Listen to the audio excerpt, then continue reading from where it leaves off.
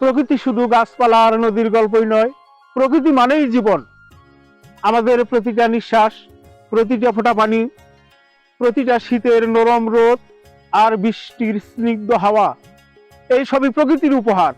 ভোরের শিশির যখন গাছের পাতায় পাতায় ঝুলে থাকে, পাখিরা গায় নতুন দিনের গান, তখনই মনে হয় পৃথিবীর সকল সুখ যেন প্রকৃতির মাঝে। কিন্তু আমরাও মানুষ, স্বপ্নের পিছনে দৌড়াতে দৌড়াতে প্রকৃতিকে ভুলে গেছি। কাটছি বন, দূষণ করছি নদী, ধ্বংস করছি সেই ঘর যা আমাদের আশ্রয়স্থল। তবুও প্রকৃতি ক্ষমাশীল।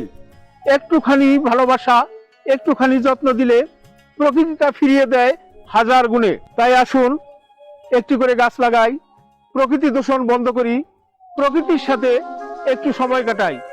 আমি স্বপন ফকির আপনাদেরকে শুভেচ্ছা জানাচ্ছি আমার নতুন আরেকটি ভিডিওতে। ততক্ষণ পর্যন্ত আপনারা আমার সাথে থাকবেন।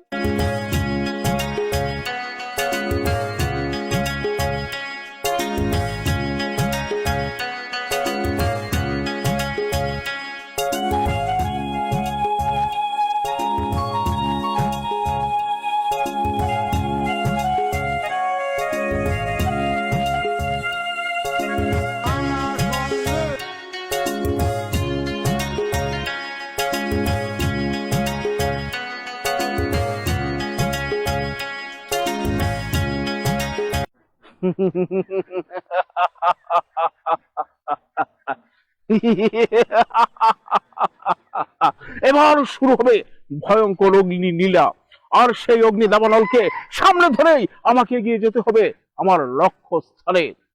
ওই তো, ওই তো উত্তর দিকের ঘরগুলো দাউ দাউ করে জ্বলছে।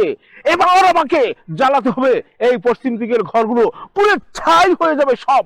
তখনই মূর্খ চাষাগুলো বুঝতে পারবে নবাবের পুত্র আকরাম খাঁকে বেইজ্জতি করার শাস্তি কত কঠিন, কত ভয়ঙ্কর, কত বিমর্ষ।